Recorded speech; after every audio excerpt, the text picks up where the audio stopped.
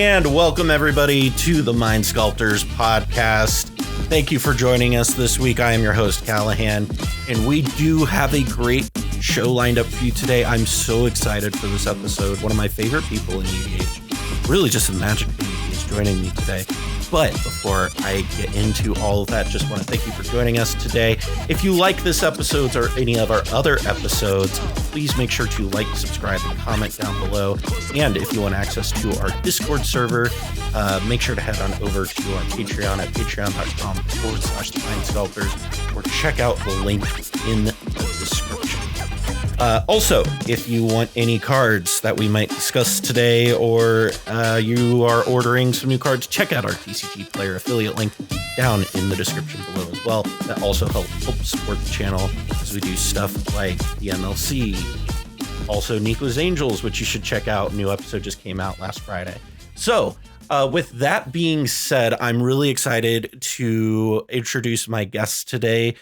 You know him from the I Hate Your Deck series, is, as he would call himself, filmmaker Michael David Lynch. Lynch, how are you doing today, my guy?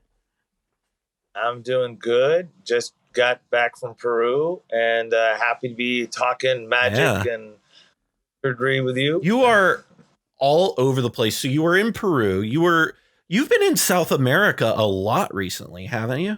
Yeah, I was in Colombia, and before that, I was in Africa. Yeah.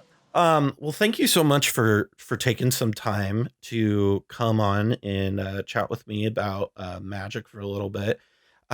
It's funny because we spent about an hour talking before we started recording. So I'm really. It was the prep. Well, you and I DM each other all the time, so it's no surprise to me that we just kind of sat and chit-chatted for a little bit. But so one of the things we're going to talk about, man, my voice just cracked really bad there. Excuse me. One of the things we wanted to get into here is kind of talking about I Hate Your Deck. You know, you guys are a channel that we, started not too long after we started. And you guys just exploded and have done a lot of cool stuff. You've had Kyle Hill on your channel. You've had Post Malone on your channel. You've had the professor on your channel. You've had some cool guests.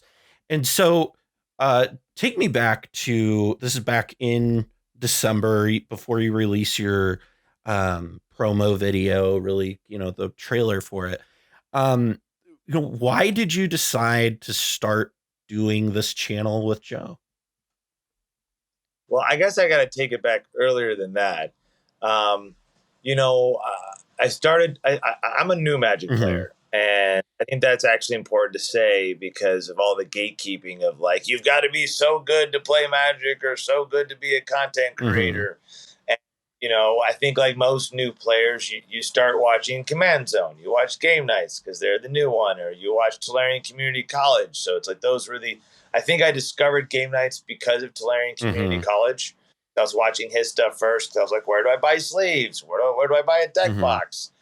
And I started playing Magic because I travel the world for the work I do, working in film and TV. And I had a friend who had revised cards in a rubber band that he'd had from high school. And he for like 2 years was trying to get me to play Magic with him. And for about 2 years, while we're traveling the world, I'd be like, no, let's just play Switch. I got an extra controller. Let's play Mario Kart or whatever. Or Overcooked. I like those games. Yeah. And finally, I was just sick of playing my Switch. And I was like, all right, man, you've been trying to get me to play Magic forever. You're going to have to teach me. I haven't played since I was 11 when the game first came out. And I really don't remember the game. And I'd sold all my cards to buy my first video camera that got me into the career path that I'm in. And we had an 8-hour plane ride.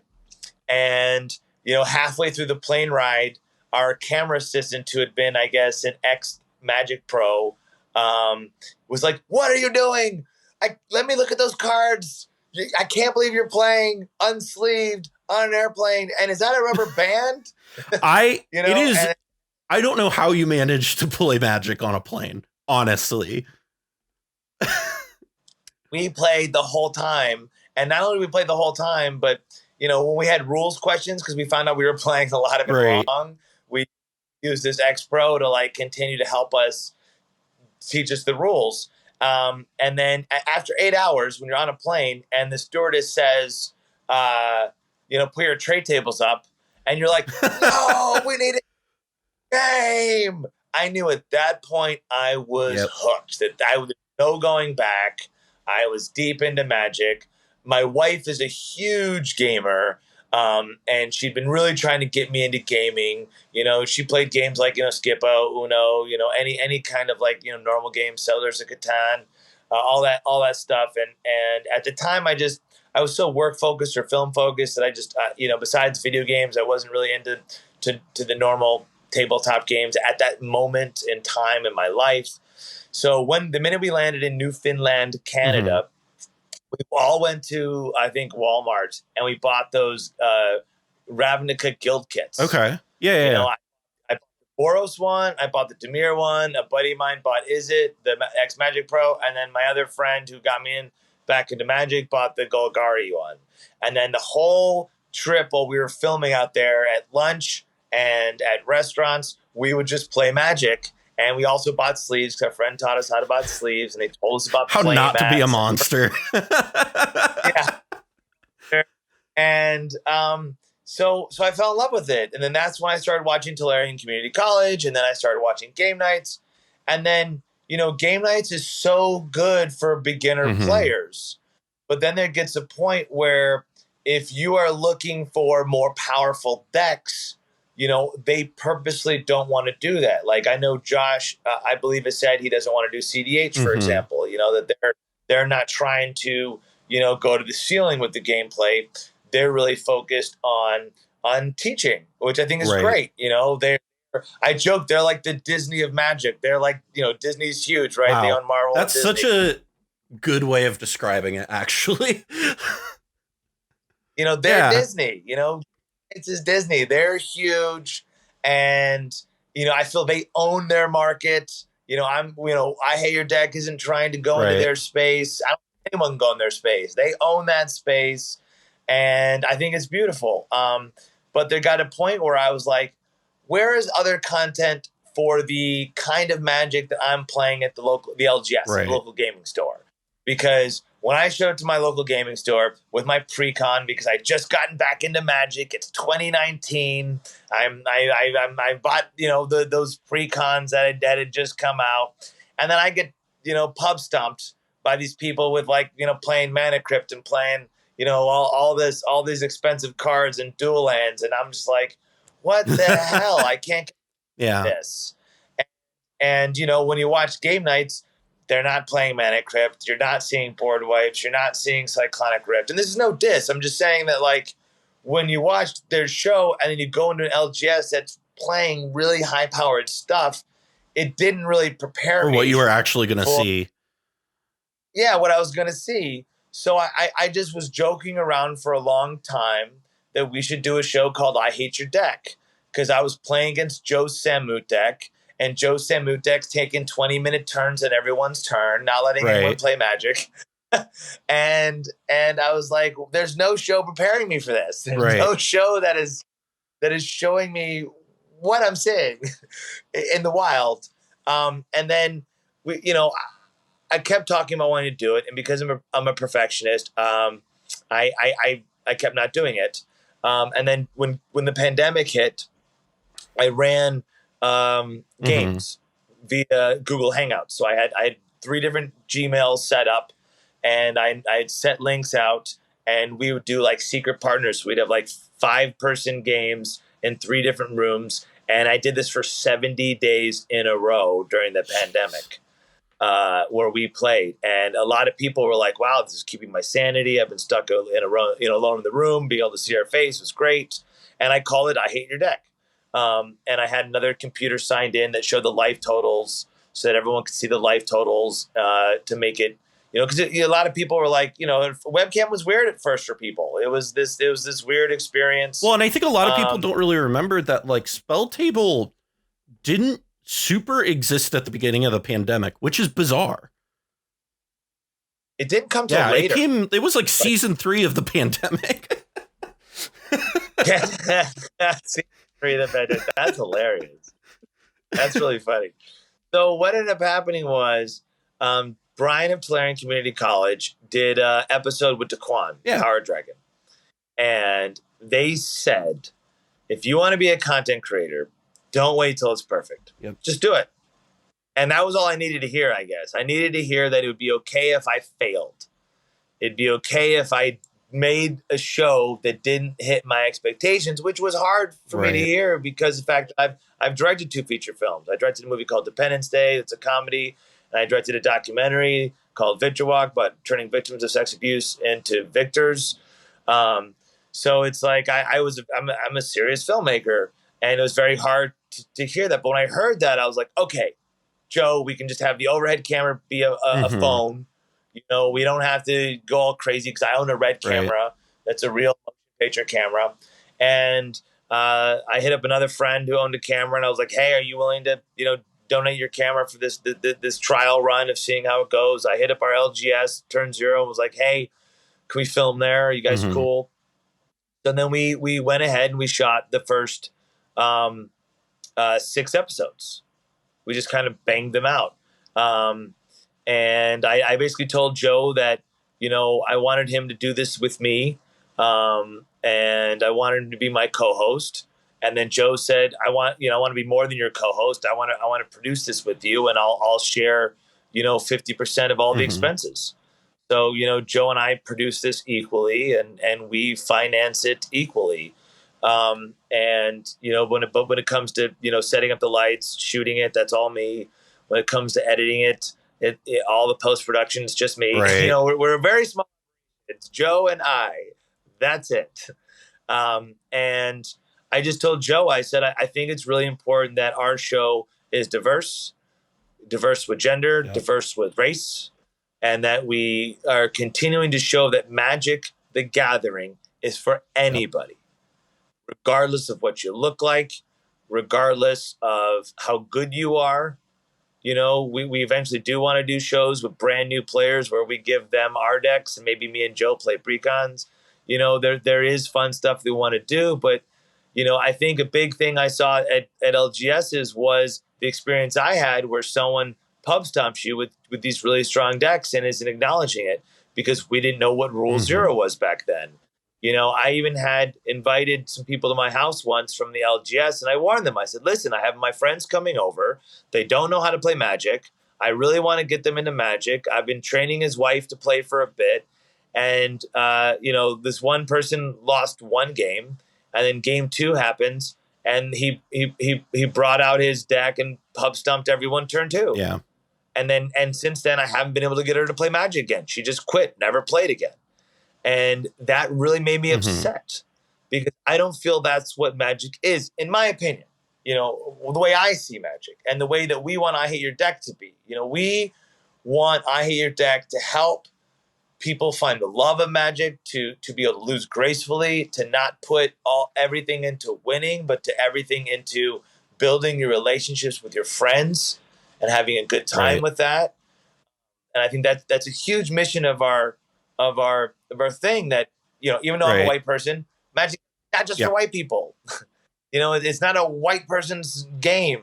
It's an any person who's human, regardless again of sex, gender, race, whatever, alien, whatever, it's for anyone. And it shouldn't be for someone who knows every card and you don't know this card, so you're not good enough to be here. It's like that free stuff has to go. I need the audience, because this is, we're an audio podcast. So as we're recording, I can see your face, but our audience can't see your face. And it's from one creator to another. It's so fun to listen to you talk about this because I can see how passionate you are in your face about it, because your eyes just light up when you're talking about this. And it's great talking about this. And so one of the things that I think is interesting that you touched on is the Rule Zero thing, right? How you didn't know what Rule Zero was. And, and you guys have done a lot of work to have those Rule Zero conversations recently, to Yep. really push that, and that's made an impact on the community, in my opinion, because I've seen that become more of a thing since you guys have done that. And really, we were talking about this a little bit before the show. What was kind of the catalyst for having that conversation before the show? The catalyst for having the Rule Zero conversation came from Reddit and YouTube comments that were trying to blast us when one deck and saying, your show is power imbalanced and you guys are tricking people and blah. And I was like, God, this would be so easily fixed if people saw the conversations we had before we played. You know, there is an episode where Cash is shirtless and Rachel on it. We haven't aired it yet. Why would he be wearing a shirt? That's the real question. Yeah, why should he be wearing a shirt? And it's an episode that is Pub Stompy, and that's why we're pushing it, because I didn't really want our show to be known as Pub Stompy. But if people had seen the Rule Zero conversation for that, we didn't. This is before we were recording it, and when everyone was saying, "Hey, should I play this or this?" The deck that won, everyone say, "Play that deck. We want a fast game, whatever." But when the game happened, everyone's like, you know, man, screw that deck. This is BS, blah, blah, blah, blah. And so when we air it, people might rip into the person who won, like, tricked everyone, you know, you brought a CDH deck, you know, they could have put all this energy, negative energy into it, where if they'd seen Rule Zero, they'd be like, ha, ha, they did that to themselves. See, and that's one of the things that I think you have, like, such a big hurdle in that, from, like, you know, use our gameplay content as a comparison, right? Our gameplay content, you come in, I don't have to have that conversation because everybody coming in knows we're playing CDH, right? But CDH is a Rule Zero. Put that C in front of it. You're like, we're trying to win at all costs. Our decks can win turn 2, turn 3. It might not happen, but they have that ability if they go uninteracted. You know, or if it's Godo, you can win turn 1. Well, and that was this is one of the things, and again, going back to something we talked about before we started recording, is the expectation that is set before you start playing a game, whether that's by the LGS setting the expectation for you, whether that's for having a Rule Zero conversation. I mean, that's what Rule Zero conversations are, right? Is setting the expectation for a game. Yes. And having an understanding so that everyone agrees, because a Magic game can be as long as a movie. You know? And are we in it? Are we trying to, you know, have a comedy? We're all having fun. We're playing chaos decks, playing group hug decks, and just seeing, you know, full shenanigans.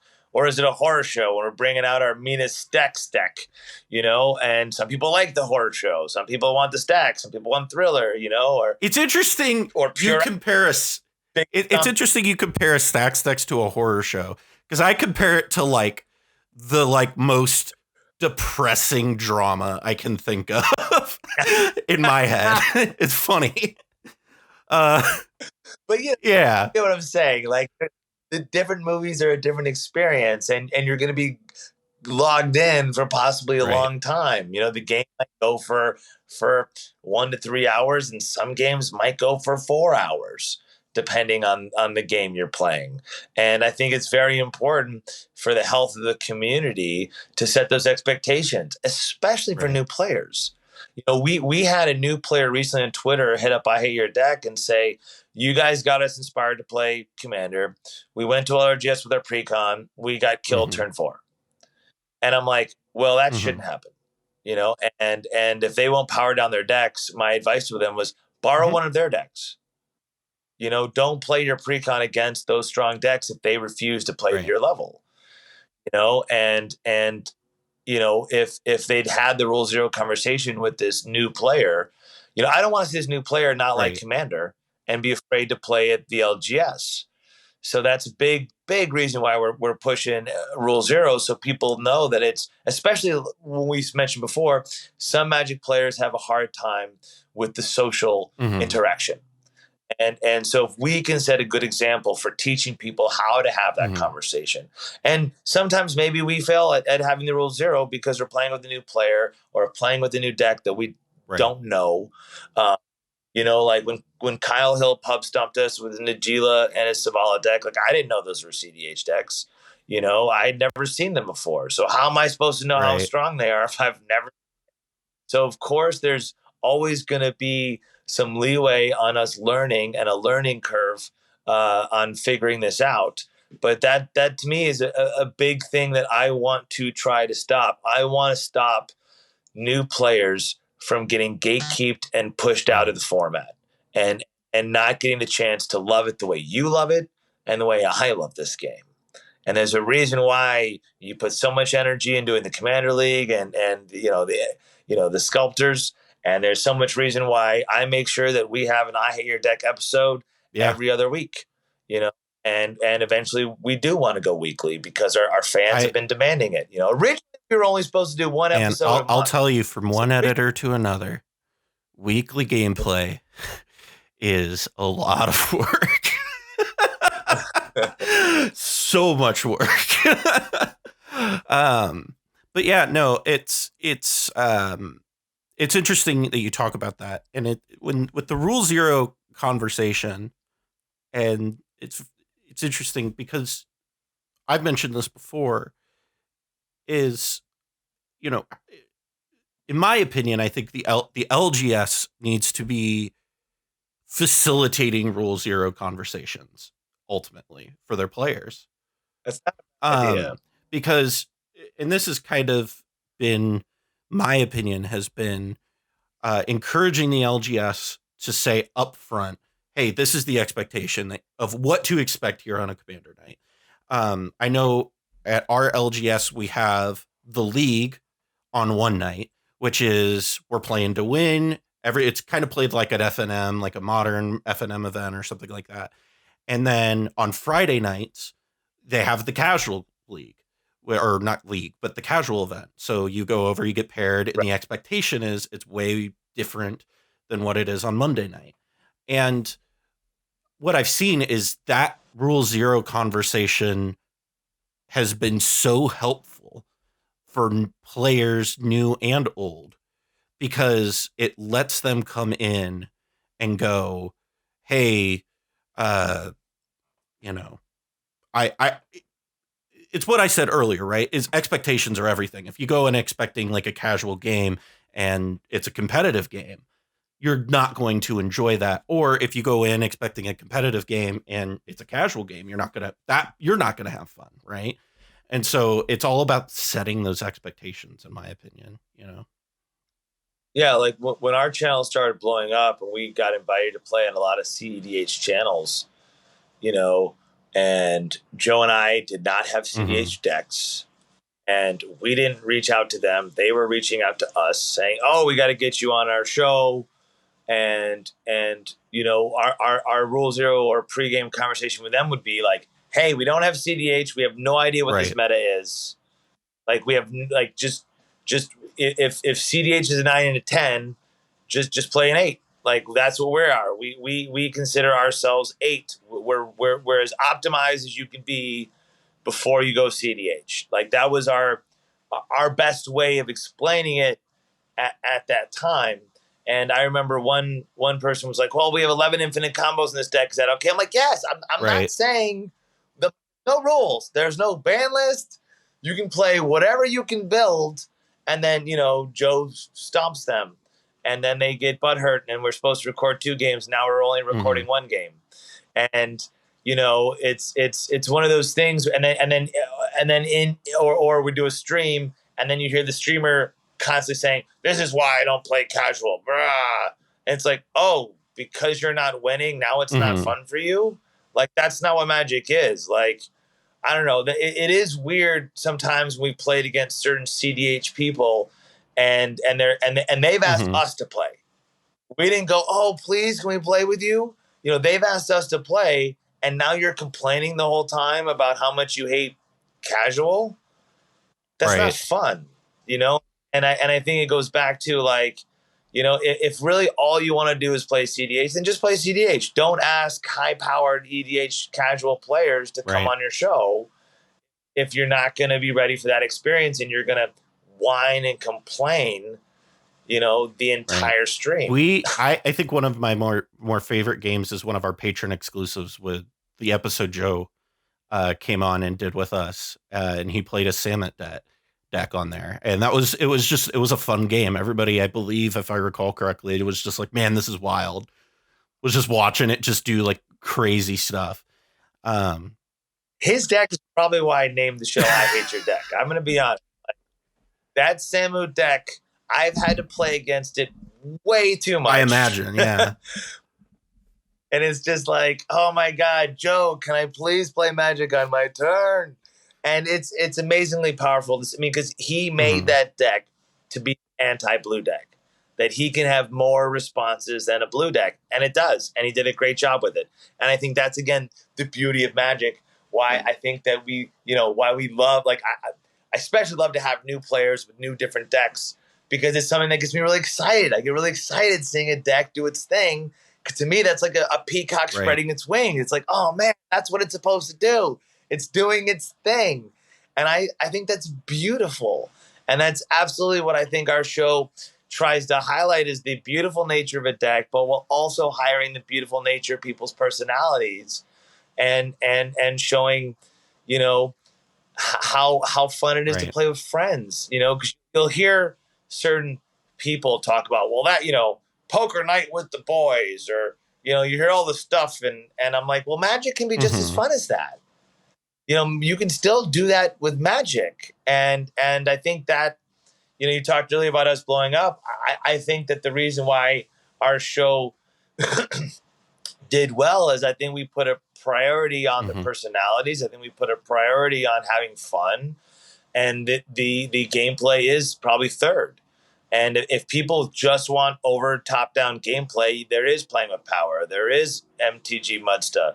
There is so many other content creators that are doing just top-down style, where you get to just see super honed in. Here's the gameplay, and I don't think we want to compete in that market. I think there's we had this conversation earlier about there's so many channels doing their thing, and you've got game nights and Disney.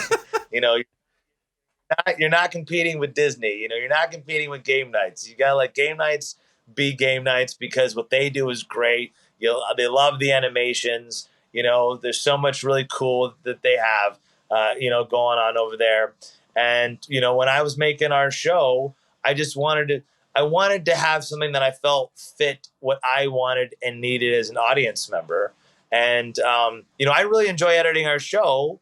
And I think that's another reason why I think our show is successful. Yeah. I like our show. This is something, as a content creator, I always think that I like, so many people are like, well, what's the algorithm going to like? What are people going to do? Blah, blah, blah. And like, what do people want to see? And this is kind of the thing that I always tell people, is it's like, ultimately you need to make stuff that you want to watch, because if you aren't enjoying what you're making, your audience probably isn't going to like it. At least nearly as much, in my opinion, because if you aren't enjoying what you're making, I think it comes through in what you're making. And it's very clear you and Joe love what you're doing. Or if you're doing it for the wrong reasons. There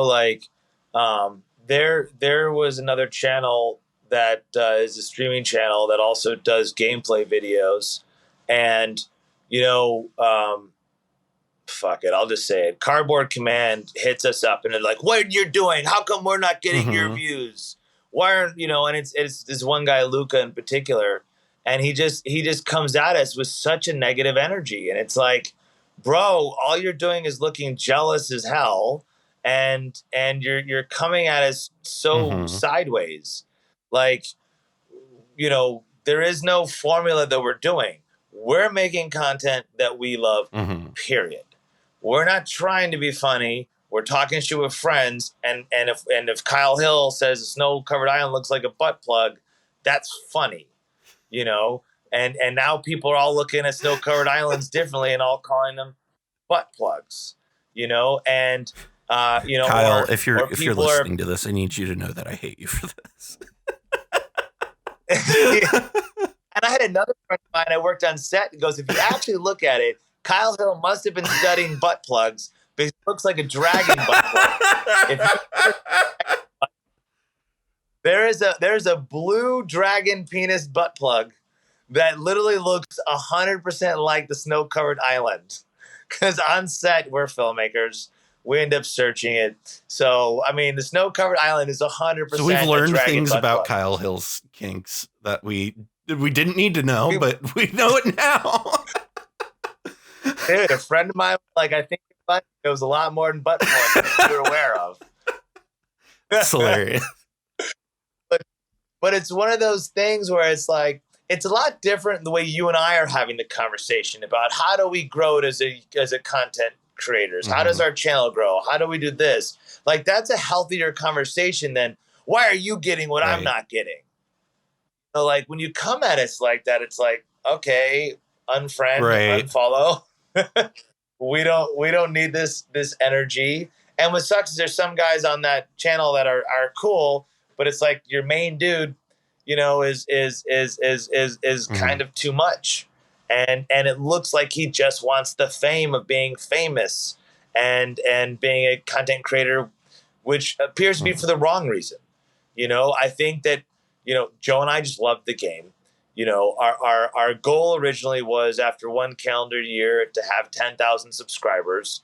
We were able to do that, I think, in a month and a half. So we were like, whoa, how did we just do that so fast? You know, we're now at 79,000 subscribers, and we're on track to hit 100,000 before the end of the year.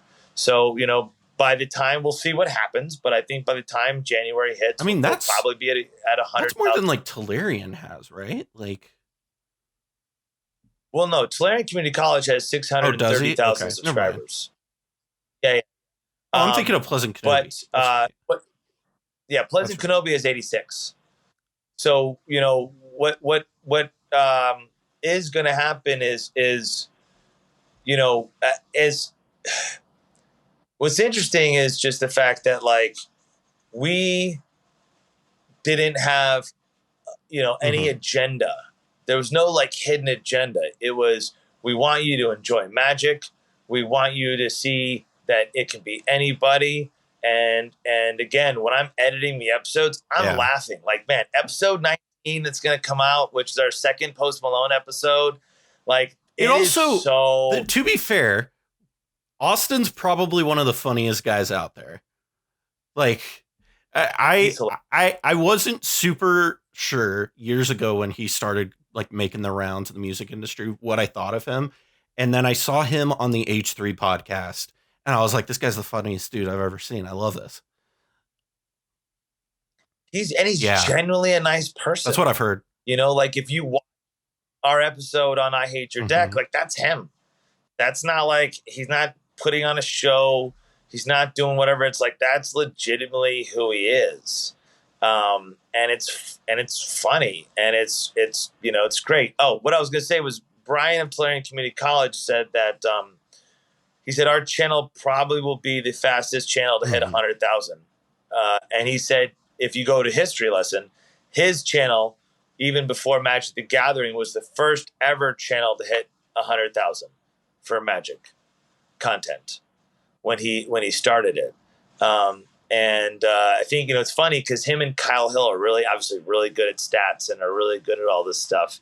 And Joe and I, you know, we don't really pay attention to that. We kind of get updates for them where both Kyle Hill and Professor were like, you're basically doing Game Night's numbers considering your subscriber base. You know, we have, you know, one of our videos is at 400,000 views, and we only have 79,000 subscribers. You know, we continue to outperform our subscriber your view base. to subscriber ratio is wonky, to say the least. Yeah, and you know, I had another friend of mine who's got a different YouTube channel. I think they have 4 million subscribers, and he was like, "You need to start telling people to go and subscribe at the beginning of your videos." we weren't doing that. Like, if you look at our earlier episodes, we weren't doing any of that. We would only do everything at the end because I'm a filmmaker, and I'm like, why would we put stuff at the front? Screw that. No, go right into it, see our show, and if you care enough, then you'll watch at the end. and they're like, "You idiot, you're losing people." YouTube's a whole different animal. So we're still learning the YouTube, and we're very blessed that people like Kyle Hill and people like Professor are like, "Idiot, you can't just have I Hate Your Deck episode number 13. You need to have Commander gameplay in there. You need to have Commanders in there. You need to have this in there." So it's funny to see how much we didn't know what the hell we were doing, but still people were either tweeting us or, again, I think we just had a word of mouth that just spread because we became relatable. We had to take back these counters. We embrace our misplays. We're not pretending to be perfect Magic players. I think there's some content creators out there who are like, "We are the best. We're the best. Come watch the best." And we're like, "Yo, we're the funnest. You can come have fun." Again, we'll talk about butt plugs. Well, and that's the thing. Like, I think there's room for everything, right? Like, because it's like, I know, like, our gameplay, we do like kind of the sports broadcast sort of style with everything. Yeah. And it's interesting to see everybody's spins on it, right? Because you can tell, I feel like it's obvious, in my opinion, by watching the way you edit, oh, this guy's worked in film, right? Like, there's just techniques that you use that you don't see outside of that. And then if you watch my stuff, it's like, oh, okay, well, you worked in sports broadcasting, evidently, because just how the way I present everything. And it's interesting how we can, and this is what I love about the Magic community, and this is why I love promoting everybody, is because we all inhabit the space where we get to bring our own different takes on the game and just like enrich it, and it makes the game better. And I'm not gonna lie, I am certainly jealous of your growth, right? Like, you guys started like a few months after us and just went straight up, and I was like, damn, I'd love to have that. But at the same time, like, I know that you are bringing good things to the table, and I know we bring good things to the table, and I just love being able to share the space. And ultimately, I think what makes your channel so good is, like you said, to your point, and I agree with you, is what makes the channel so good is the personalities come through really well. And I think that is what really sets your channel apart from other channels, is you guys feel very relatable.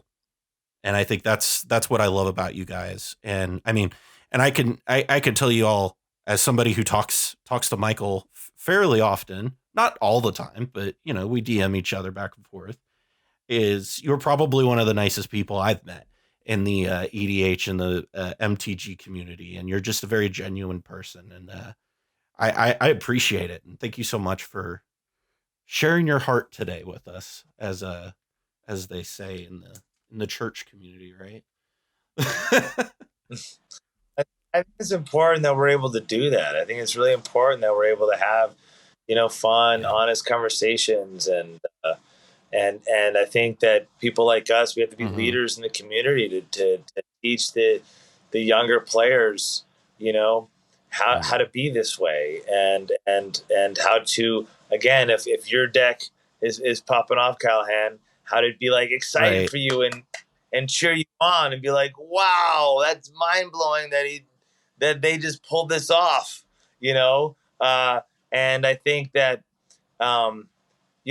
that's all I want, man, is I want a healthy community. And when the professor agreed to be on our show, that was one of the reasons why he said he agreed to come on our show, was he said, I love what you guys are doing for the community, and I think it's great, and I want to help support that. And when you talk about how we highlight our guests, I mean, when the professor agreed to come and we'd already had Kyle Hill booked, I was like, ooh, I totally put those two together. I mean, I'm a director as in film, so it's very, very important how I pair certain guests together. That it's not just putting random people together, but how is their chemistry going to be? Is it going to be a fun chemistry? Am I going to have fun watching them? And I do think that when we have our guests in our show, we give them space to shine and to really glow on our show, hopefully, so it's all about love at the end of the day, and I think that's what allows us to keep doing it. That's what I think will keep our show Mhm. fresh for me, to keep wanting to make the show, is just to keep doing something we love. People are like, why don't you do deck techs? Why don't you do this? And I'm like, man, there's better Right. channels doing that. I just like playing Magic. So if I get to just record myself playing Magic, and then as you Yeah. said, your sports background, and I play hockey, so like it's like watching the footage. I get to watch and see we get to post our video and have hundreds of thousands of people tell us what we did wrong. and then I actually, in all jest, Right. I learned from it. I learned so much from people telling Right. us what we did wrong, and the proper mechanics of Commander. As much as I know some channels get really irritated by it, I've actually learned to just embrace it and be like, shit, I forgot Darkest Hour was on the table, and Kyle Hill couldn't Doomblade my Right. Ursa. Like little things like that you don't realize, because there's so much going on. I'm like, oh shit, are all three cameras rolling? Is one gonna roll out? Because if the overhead camera rolls out, now this episode is thrown away and we just lost a whole episode. So there's a lot on my mind, and maybe one day, like game nights, will have enough money that I can pay other people to watch all the cameras, so I can just be playing the game. If you ever want a switcher, But call me up. I'll come out and switch for you. we don't have a switcher. We just Right. roll all the cameras, and then I just had to edit them later in DaVinci. Right. So I use DaVinci. So there is no like person hitting the buttons to cut camera angles. It's all me later in post, and then I suck out all the ums, and I like that butt plug conversation was actually 5 minutes, and I cut it down to like a tight 30 seconds. Yeah. So it's like our show is like an improv comedy where it's like I suck out a lot of fat to really make sure that it's a tight show. So it's constantly like what stays in, what stays out. Ooh, that joke's a little too raunchy. Maybe that one might get us out. demonetized. Yeah, don't do that at all. Like, most of the time I used to cut out all the swear words. Like in episode 1, this guy originally said I tax that ass, and I cut it so he just says I tax. Because I was like, man, I want to get sponsors. I want to do stuff, but I still want to, have the swear words. And it wasn't until the professor episode where I was like, oh, no one's seen him do this. I should just let all these stay in there. I should just, I'll let the professor go ham with the swearing. So, but as you know, with the content creator, it's always a balance. You're always trying to find the balance of what can we let slide that we can get away with, what is okay, again, with the butt plug thing, I remember being like, wow, we're a bunch of straight dudes. Is this conversation offensive to anyone, or is it just funny? And I showed it to a lot of my, LGBTQ friends and was like, hey, can you give me feedback on this? Is this okay? 'Cause I want it to be funny. I don't want it to come off as weird, Well, and then, and then a lot of people end up loving it. So it's a collaboration, I think, continuously, right? What we do. Well, it's been a pleasure having you today. I know you've got plenty of editing on your next episode to do today. What'd you say? It's going to be really funny. The next Posty episode. I'm really excited for you to see watch it. I love the Post Malone episodes. So for the people who don't know how to find I Hate Your Deck, where can they find you guys? They can find us on YouTube. I Hate Your Deck. I mean, pretty much if you Google in the search engine, I Hate Your Deck, you're going to find us. We're also on Twitter. We're on Instagram. I think Twitter is just at hate_your_deck. And I think Instagram is I_hate_your_deck. And Facebook is just IH your deck, because for some reason people keep not people, but certain platforms think that we're a hate site. And it's like, we're not a hate site, man. It's like so annoying when like same thing with our we have a Twitch account, but we haven't Twitched. but it's our Twitch is IH, Right. Your deck, because again they don't allow hate in the title, and you can't even do H8 because they still know that H8 is code for hate. So it's funny. It's like maybe I should have just called it I love your deck, and then we wouldn't have had so many issues with all of our trying to find us. And if people want to find me on both Instagram and Twitter, I'm Michael D. Lynch. So that's the easy way to find me. Well, thank you so much for coming on. You are certainly one of the good ones. That about wraps things up for us here today. Just a quick reminder that if you do want to follow the Mind Sculptors on Twitter, you can follow us at SculptyBoys, BOIS, where you can find a direct link in our link tree in the description below. Want to also give one more extra shout out to all of our patrons who help keep the lights on. If you too would like to become a patron and help support the channel and help support stuff like the MLC and those sorts of things, head on over to patreon.com/The Mind Sculptors or check out the link in the description. Thank you again for joining us today, and from all of us here at the Mind Sculptors, I'm Callahan. We'll see you next time. I'm in line with the stars, I'm in sync with the earth. 10 toes deep, flower child from the turf. I never switch sides, like even when I die, I'm a ride for the squad, ladder ties in a hearse. I've been on a vibe, kinda hard to describe. I'm in between, I'm good and it's fine, but I'm tired of the grind. Then I come alive in the night to realize I'm in the middle of the time of my life. I never so packed for the stack, never lied on the rap. Got a bag from the way that I write it. Queen looking Tyson, do that ass survive, doing 80 to the house, then I hit it to the sky, change haters on a tirade. Talking to the crib in the face, be still, let that hate stuff fade. We all want the same, we all want a meal in the safe. I wanna live like I'm trying to reach enlightenment. Trail spill from my lips, feel big from the bib, take a sip till I pass out. I'm trying to get grit, but it don't make sense, cause you can lose life on this fast route. Yeah, turn thoughts to a cash cow. I might flip that to the glass house. I don't need the accolades, I'm in love with the chase. I just wanna eat, save a spot at the table. Beast with the slap, pin myself on the map. You long with the wind, but we knowing that it's capped. 5-hour flights, couple nights at the flat. To be real, couldn't see me making moves while I'm at. I'm still on the grind, limit time when I chat. I'm burning down sage, keep the demons away. When I write it, give a piece of myself to the page. I don't do it for the praise, love, that's just how I'm made. Truth in the glass in the mirror. Yeah. Do it at me, old man, trying to pass in the fear. You're the first one to talk, but the last one to hear.